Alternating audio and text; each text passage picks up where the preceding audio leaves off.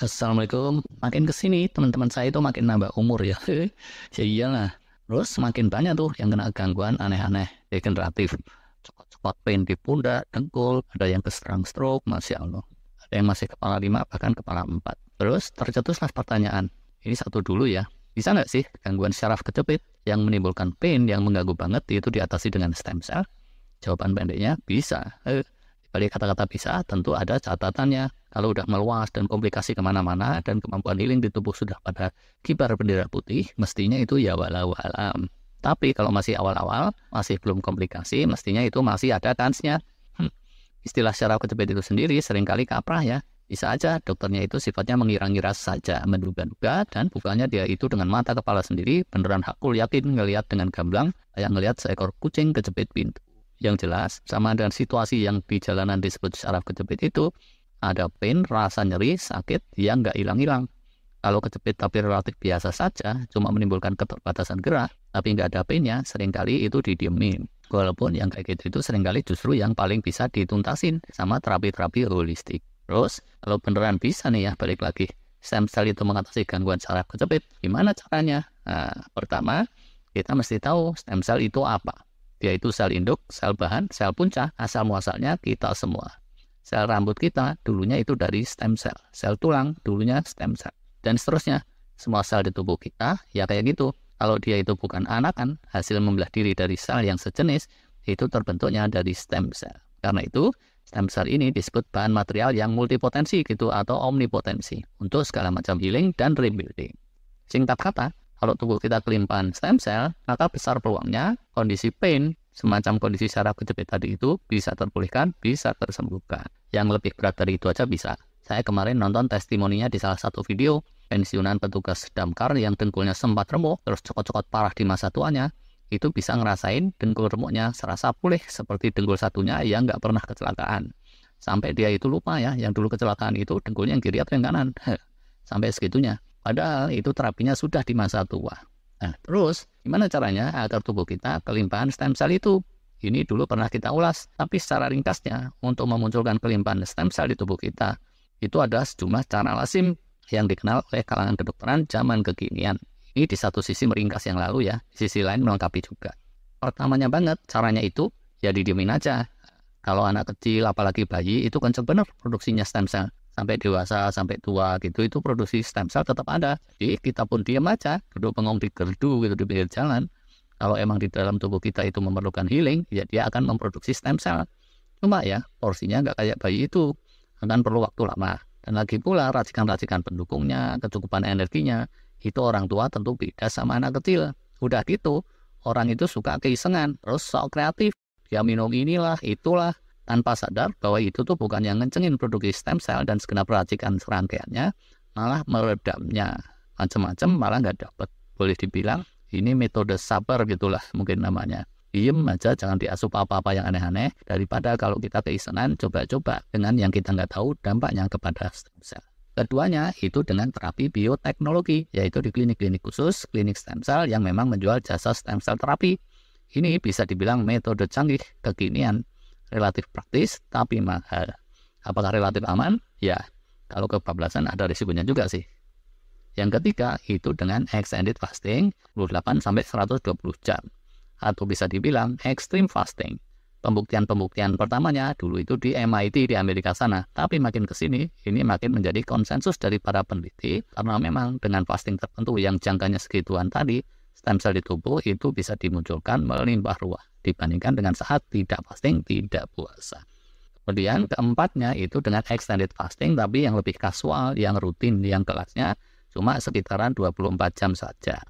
Tapi mesti dibarengi dengan laku-laku tertentu yang sifatnya itu percepatan proses ketosis, percepatan proses autofagi, yang dua-duanya itu memang merupakan awalannya dari kemunculan stem cell yang lebih melimpah. Ini juga antara lain merupakan kesimpulan lanjutan dari penelitian di MIT yang tadi itu. Cara kasual ini bisa melipat gandakan stem cell di tubuh jauh melebihi saat biasa, tapi kelimpahannya tidak sebanyak dua cara yang sebelumnya tadi. Sehingga meraktekinnya ini harus lebih sering, sedikit-sedikit, lama-lama menjadi bukit gitu deh kalau menurut peribahasanya. Kalau menurut pantunnya, ini buah manggis, buah kedondong, bunga mawar, bukan kedondong. Janganlah meringis, janganlah bengong, mesti sabar kita semua dong. Pakai pantun segala. Nyambung apa enggak tuh ya tadi. Tapi pokoknya syarat-syaratnya apa, itu dulu udah pernah kita ulas juga.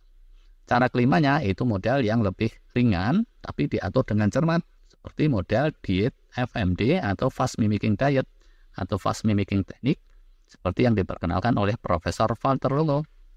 Sedikit catatan di sini, kalau metode pertama tadi, yang cuma didiemin doang, itu bisa perlu waktu lama sekali.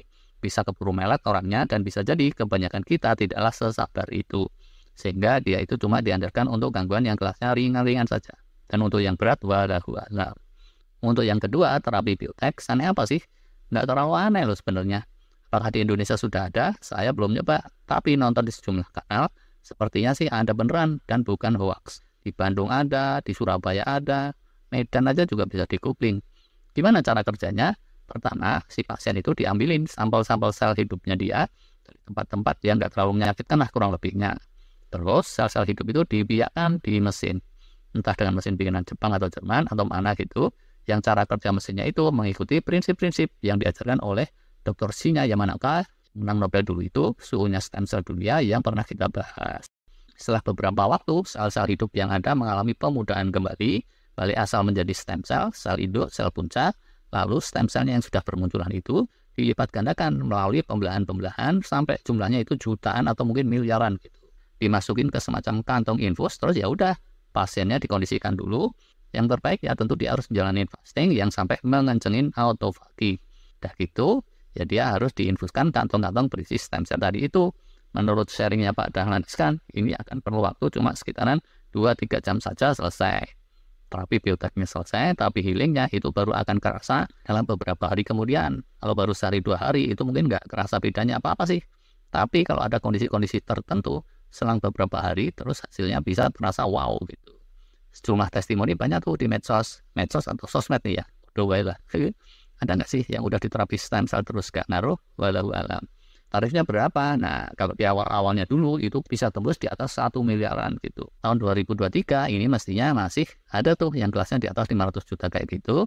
Tergantung paket healingnya apa. Tapi yang baru-baru ini saya lihat testimoninya di YouTube, itu ordernya bisa di sekitaran 150-200 jutaan. Tetap aja ini serius money ya. Walaupun kalau buat kelas menengah atas yang udah kebesek oleh pin yang gak karuan, ini jauh lebih masuk nalar dibandingin sama yang 1M lebih tadi. Kelas bawah juga mestinya bisa aja sih ya, kalau gotong royong dibantu sama handetolan di sekeliling. Alumni-alumni tajir gitu, kadang kan mestinya bisa tuh gotong royong ngongkosin gurunya yang sudah pensiun, yang sudah sepuh. Bisa sama-sama berkat tuh ya kalau kayak gitu. Cuma kalau yang awal-awal dengar ongkos yang sampai segitu itu tadi, dan ingin mengaktifasi stem cell dengan cara yang lebih murah meriah, silakan aja mempertimbangkan model-model fasting tadi itu. Kalau yang 48 jam lebih, apalagi sampai 120 jam, itu kelasnya emang ekstrim ya. Tapi kalau sekitar 24 jam dirutinkan, sebenarnya kendalanya itu seringnya masalah psikis saja. Nah, kalau gue sih kayaknya nggak kuat nih. Nah, padahal kalau bulan Ramadan, sahurnya kelupaan, bisa tuh dia tutup sampai beduk maghrib. Atau kadang-kadang kendalanya itu karena prasangka jelek duluan. Jangan-jangan gue udah capek-capek merasakan extended fasting, tahu-tahu nggak ada hasilnya. Itu tadi para peneliti di MIT, kalau ternyata hoax sejak 2018 sampai sekarang pastinya udah dibully dan disembur dari segala arah kan ya. Nyatanya enggak. Bahkan penelitian mereka sering dirujuk sana sini dan ditiru-tiru sama yang lain. Nothing tulus loh ini sebenarnya. Kalaupun nggak manjur dapat pahala dari Allah, itu nilainya tinggi kan. Nggak pernah akan terasa sia-sia. Tapi yang menggiring ke arah sana tuh mestinya dokter ya, atau nakes profesional. Kalau yang meratakin ke arah sana itu si pasiennya sendiri, terus dokter-dokternya malah diem aja. Kalau nggak sih, silakan aja yang direnungkan. Karena ya itu tadi, untuk dapetin kelimpahan stem cell melalui cara-cara fasting yang kasual, itu ada sejumlah prakondisi dan laku-laku terkait, yang kalau mesti dipelajarinya sama aki-aki ini yang sehari-harinya udah keloner-keloner ngerasain pain yang terus-terusan, itu rada too much gitu ya. Saus too much. Kemana belok ke saus? Terima kasih.